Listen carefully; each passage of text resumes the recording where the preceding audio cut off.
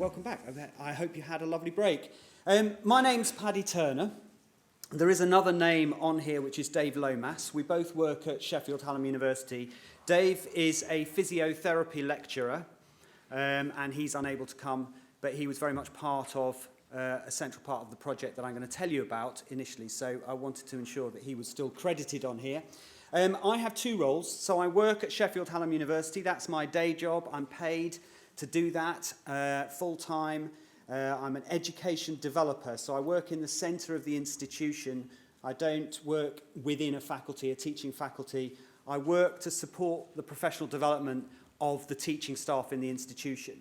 And one thing, I don't know how it is across the world as opposed to the UK, but certainly in the UK, I think it's just important to have in the back of your minds that people teaching in higher education are not usually teachers first.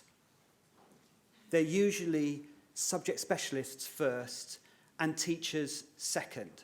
And I just wanted to make that really clear, because whenever we're talking about developing inclusive practice, or UDL as it might be called, just for the sake of today, I want to make them interchangeable. I'm happy to have a lovely debate with anyone about the differences between UDL and inclusive practice, but in the UK we tend to talk about inclusive practice a lot, so I'm just going to use that terminology today. But whenever you're talking about developing inclusive practice, it's very often trotted out that inclusive practice is just good teaching practice, which in theory makes it simple, but it isn't, because there's an enormous amount of people teaching in higher education who aren't trained teachers, and teaching isn't in the root and soul of their being. What is in the root and soul of the being is their discipline, is their subject area. Okay, so the other role I have is I'm chair of the National Association of Disability Practitioners. So I used to work in disability, in the disability services at Sheffield Hallam before I was restructured and rebuilt as an academic. It's kind of, suddenly I was academic man, having been disability services person before. So it's just one of those strange things that happen. So I'm chair of the National Association of Disability Practitioners, which is an organisation which supports people working in disability services right across the UK. So we have about 1,200, 1,300 members, something like that. And that's the role of that. But that is a role I have, which I do outside my full-time paid work, and Sheffield Hallam allows me to do that and gives me some time to do that. Okay, so creating a ripple effect to embed inclusive practices. My mind is whirring because of this morning's presentation, Katie Novak's presentation, which I thought was excellent and inspiring. And of course, now my mind is so full of that, I just want to sort of talk a little bit about that, but I'm not going to. I'm going to stick to what I was told to do. Not what I was told to do. That's not fair. What I asked to do. So creating a ripple effect to embed inclusive practices. In the UK, bit of context, there have been loads of drivers at high level to developing inclusive teaching practice. So even as far back as the 90s, and even before that, there were major reports into higher education and education generally, the Deering and Tomlinson reports, which talked about developing an importance of inclusive practice. So over 20 years, at least. We have a quality assurance agency for the UK for higher education, which has in its underpinning principles the idea that quality education should be inclusive.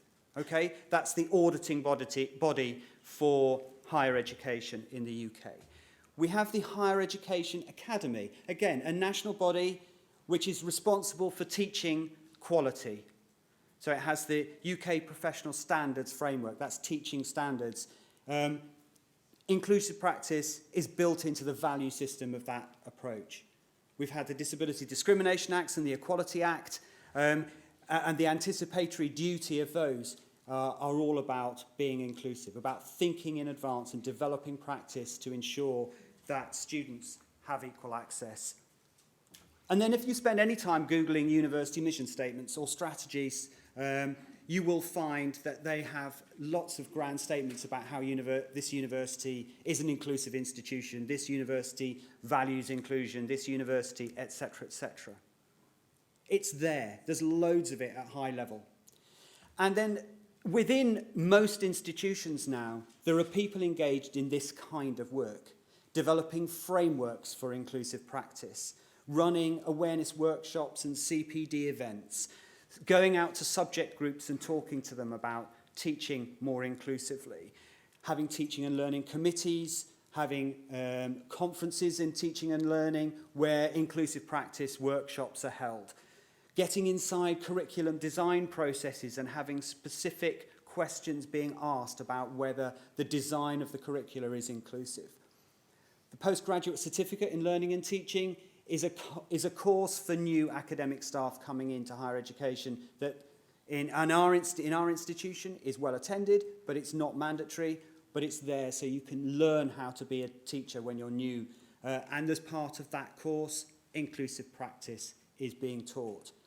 And there are numerous online resources and toolkits for academic staff to go to help them and support them with the process of developing their curricula, developing their teaching to be more inclusive.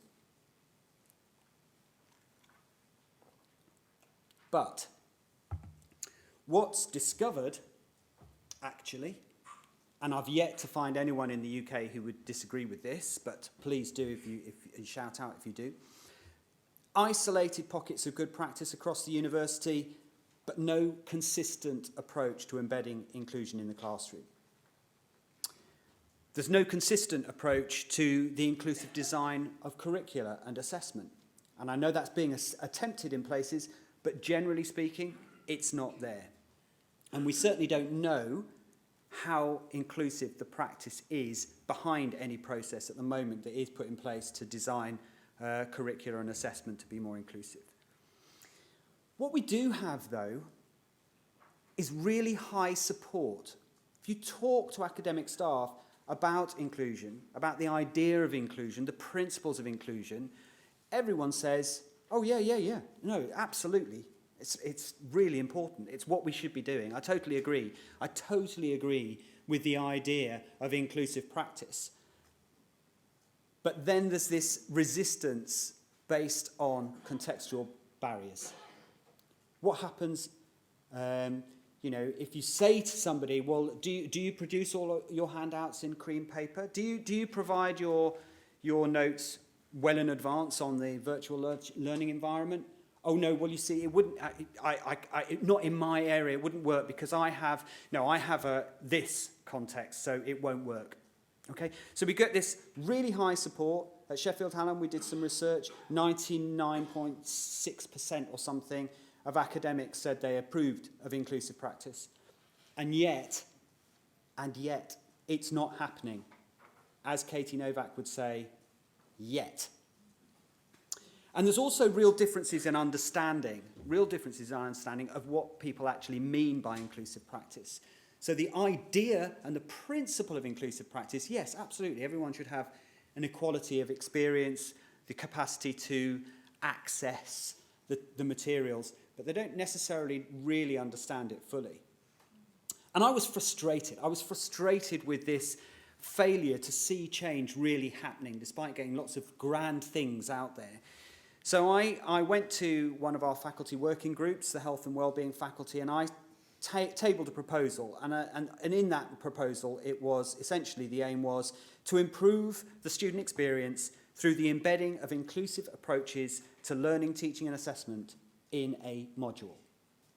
So I just wanted to create an exemplar module that I could tell other people about and say, look how well, you see, I told you inclusive practice works. Here's the example. This was to support change further on. So the idea was to redesign a module as closely as possible to inclusive practice principles, to improve the student experience for all students, not just those with protected characteristics. That phrase, by the way, for those not in the UK, protected characteristics is enshrined in the legislation. So it means any of the groups that are covered by the Equality Act have protected characteristics. So this is not just about those students. and then to evaluate both the staff and the student experience. We didn't want to choose a module that was failing. We didn't want to sort of target some module and make them feel like, you know, we're gonna do this with you guys because, you know, you've got terrible student feedback and then really not enjoying it, and we're going to make you brilliant so we can show this massive improvement. That was not really what we wanted to do. We didn't think it was a good way to start the process. What we needed was an academic lead who was prepared to champion, and Dave Lomas came forward and volunteered. He was teaching a level 5, that's the sort of second year of 3, physiotherapy module in musculoskeletal, which is a very practical module. Now, this module was already reporting very high levels of student satisfaction, so students enjoyed it, they thought it was good, but they were also found it very challenging and found it very stressful indeed. And this is really a Dave slide. I don't know much about physiotherapy and the history of it, but what he said was that physiotherapy courses evolved from environments where rules and regulations were quite rigid and had to be adhered to as part of professional practice. And deviation from the rules was considered to be unprofessional. And the most physiotherapy tutors teaching today were trained in that way and tended to repeat the experience that they'd had of training. So it was quite a sort of rigid set of expectations that students had. Expectations that were set on students, I should say. So what did we do? We had several meetings and we sat down and I just kept asking him questions about how things were, and we just bounced around ideas. It was never a question of me going along with a whole list of things that I said, no, okay, so to be inclusive, this is what you have to do. You have to do this, you have to do this, you have to do this. We just talked and talked and talked over the series of 3 or 4 or 5 meetings. So one of the first things was, this isn't going to be a completely comprehensive list, by the way, because I don't see the point. And the point of where I really want to get to with this presentation is what happens after. But one of the things was mutually agreed ground rules for the which would then go up on the virtual learning environment in our institution. That's Blackboard. So ground rules would be something that the students agreed in discussion with the staff about attendance, about contribution in sessions, and so on. Shorter sessions. They were all timetabled at 3 hours, and I thought that was too long. They couldn't actually change the timetable, so we introduced breaks into every session. Note-taking for students was allowed in any format, so they could bring any piece of equipment into the classroom, which was actually quite radical for them. Dave used to have a policy: no mobile phones, put them in the box when you come in the room, because he was fed up with seeing people using them going on the internet. Actually, what happened was that they used them very positively. He filmed his taught sessions. They were transcribed and put on the virtual learning environment, and he used a lot of screencasts using Camtasia and put them up on the virtual learning environment as well. We changed the assessment. An element of choice was introduced. The assessment was a practical assessment, one-on-one. So the student had several case studies that they had to prepare in advance. And then on the day, when they turned up, they would be told, right, can you talk me through your response to this case study? And they were allowed to take notes in for that. And they would talk through the case study. Then they would be asked to actually manipulate a model. And then they would be asked 6 questions out of a total of something like 80 different questions that they might be asked in order to sort of cover every possible aspect of the learning outcomes. That was how the exam worked. Obviously, that's going to take a lot of time, so the timetabling of that used to take place over a whole week. Disabled students who had extra time, it was done alphabetically except for them, because they would be put just before a break, so that their extra time could go into the break and it wouldn't show. But of course, students would quite quickly understand that, hang on a minute, Dave Jones is J, but he's going before somebody with a B surname, because you know what I mean. It became obvious that it was somebody who was getting extra time who was therefore disabled. So we allowed choice. Students could book in to different slots. So we enable people to choose morning, afternoon, different times of the day for their practical exam. We extended the time of the exam so that there was extra time for all. So no extra time was given at all. But there was enough time. Notes were allowed to be brought in any format, so the student could bring them in on a laptop if they wanted, or on a recording if they wanted, but they would have to, they couldn't have internet access. But some specific reasonable adjustments were still required for a couple of students who needed to be on their own. So they were allowed to be seen separately. Module documentation, learning outcomes, assessment criteria, assessment brief, all rewritten into plain English.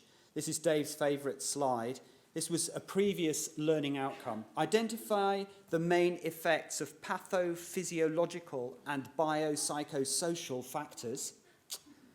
Quite a tricky one to interpret, but he changed it to demonstrate your ability to identify a relevant physiotherapy diagnosis with justification. So that was just an example of one of the changes that he made, but he loves the changes because he hated the mystifying previous examples that were there, and then he realised that he wrote them. So we evaluated it. We found there was no real noticeable difference in module outcomes. So the achievement was still the same. Students didn't do any better. And we carried out student and staff interviews, 6 each. 3 of the students, by chance, happened to be, that's LC, stands for Learning Contract, which means they were disabled and they had a learning contract, something that told the academic staff what differences need to be made. 3 were non-learning contract. That was pure chance. It just emerged in the discussion. I wasn't asking about it, but they volunteered the information. When asked about their initial impressions of the idea of this project, interestingly, the learning contract students, when they heard that this was going to be inclusive, they found it reassuring and interesting. The students who were non-learning contract, when I asked them, after the module, what they thought about it when we told them up front, they went, I don't remember. I didn't notice it really. It didn't impact them in any kind of major way. But they did find, these were the student views, so resource provision, the technology, putting stuff on the internet and so on, they found the resources fantastic. They really appreciated that. The student recording, again, was universally liked, and they actually recognised and volunteered that it fitted different learning styles. They didn't like the ground rules discussion. They thought it was a bit patronising, didn't work well. The extra time, more relaxed, less stressful, really liked it. The choice of time they were equivocal about, and that was largely because of the process that we put in place to do that. Ask me later if you want to find out about that, but I won't talk about it in detail now, but we've rectified that since. And the supporting materials being allowed in a different format, they thought that made things more relaxed. Student quotes, you can just see from some of these, I have to eat every half hour or so, and there was no problem asking them if I could do that in the exam, whereas for the other module, they weren't very happy about that because they thought it wouldn't be fair that I'd had a few minutes break to have a bit of food. I felt go, go, go pressure in that situation, whereas in the MSK module, it was a bit more relaxed. And that was lovely, yeah. Some people are morning people, some people are afternoon people. Some want them all done at the beginning of the week, some want them spread out. So he's talking about the choice of time for the exams.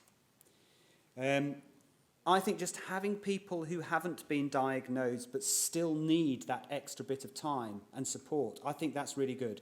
Then if you finish early, it's no problem, is it? So that's somebody who didn't have a learning contract talking about, they thought it was great that extra time was built in and there was more time available. It was one of the most organised and planned modules I've seen or that we've had. Just with all the resource that you've got and the way it was planned out, there wasn't really many negatives to it. Even though I don't have a learning contract, it helped sort of just give me that settle down. So the students really liked it. The staff, when I talked to them, they had been very anxious in anticipation. So Dave had to really persuade the rest. There were about 5 or 6 people teaching on the module, had to really work with them to persuade them to take on board doing these inclusive practice changes. They thought the technology would be abused by the students in the classroom. They thought it would make students lazy and unprofessional if they were allowed more freedom and more relaxation, and they thought it would be a lot of extra work. But actually those anxieties weren't realised. They volunteered that quite openly. No, none of that actually happened. They really liked the freedom and relaxation of the exams, and they took those changes up of their own accord and implemented in their own modules. And there was a real willingness to continue being more inclusive and to diversify some of those inclusive practices. Some staff quotes. A student that doesn't know something generally won't know it 15 minutes later. So I don't think that it gave anybody any advantage at all. We've certainly implemented this same thing with a vengeance in the practice-based learning course. It made the process for us less stressful. I'm not going to read the rest of them out because I've told you the feedback and I need to move on. But essentially they were positive and they were taking things on. Those inclusive practices were then introduced in a revalidated course.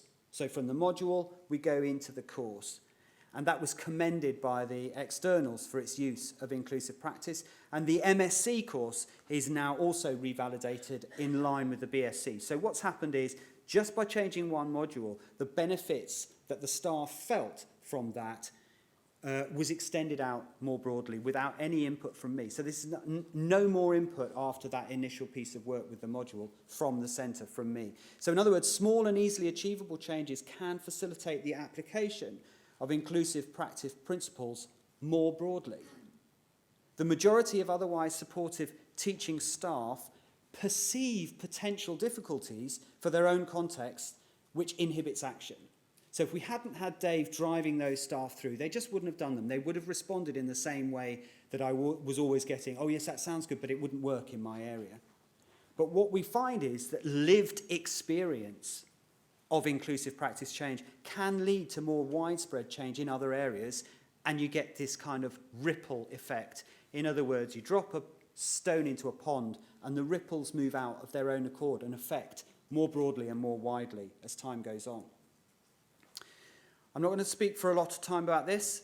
There's just a new impetus in the UK which has come about through changes to the way in which disabled student support in the UK is funded. The government has driven that, and what's happened is it effectively re-incentivised the idea of inclusive practice, and guidance has gone out to leaders of all institutions, all vice-chancellors, all chairs of governors, and the guidance is attached here, so you can have a look at it if you want to. I think it's quite good guidance. The question is it going to be adopted and owned by leaders across the sector? And I suspect not. I suspect it will just be, oh, look, there's this stuff that's come in at high level in the institution. Oh, it's about disability. Pass it down to the disability office. I suspect. Hope not, but I suspect. But what I'm trying to do now is build on this ripple effect. So this is quite similar, actually, to what Katie was talking about this morning, is this idea of evidence, which is a bit like the why. The evidence that's out there nationally and internally that inclusive practice works, and then support staff in the process of making change, but importantly, give them agency. The choices that the staff make have to be their choices, not my choices. As soon as I start telling them things they can do, they think of ways they can't do it. But if they really understand the importance and the why, as Katie would say, then give them the opportunity to own it. Give them the opportunity to make a change, any change, a tiny change, and see what impact that has. We don't have to start, I'm not senior in my institution. There's no way I can strategically affect overall the whole institution to change its practices. I can't make it happen like that. I can only affect what I can affect. So what I'm doing is I'm saying, you're an academic member of staff, you're an academic member of staff. If you believe in this, make a change. Just change something in your area and tell people about it. See what happens. And if you like it, make another change. So it's incremental. It's bit by bit. We ran a university-wide symposium, senior management, explicitly encouraging the idea of change and the evidence of benefits. So that's the evidence part of it. And we produced a series of supported workshops that staff would book into with an intention to make a change. We answered their questions, resources were signposted for them, and we allowed them to create project plans. We've got 5 projects on the go, so it wasn't well attended, but we're taking the approach that we can extend this out further. It's the ripple effect. We just have to keep going, as Katie would say, monitoring and evaluating the outcomes and the impact of each of those, and measuring those, and looking for secondary impact, looking for where people have been affected by the change and made their own change, somewhere that we haven't directly impacted, and then set up more workshops and keep rolling it out to try and get change. I'm not going to do this because we don't have time, and also because I forgot to bring the template. I am nothing if not honest. So that's it from me. That was the story of what's happening at Sheffield Hallam, and hopefully is happening more broadly. I can't tell you how brilliantly it's working yet, but I hope to be able to do so in the future. But I just believe passionately that if we take the opportunity to make small incremental steps, then that's the best we can do. We're not all working in senior leadership positions, so we have to take on board responsibility for doing what we can do with whoever we can affect. And the more that grows, because what we're talking about is cultural change. And cultural change comes about through ownership, and that's why the agency is so important, and that's what I believe in strongly. Thank you.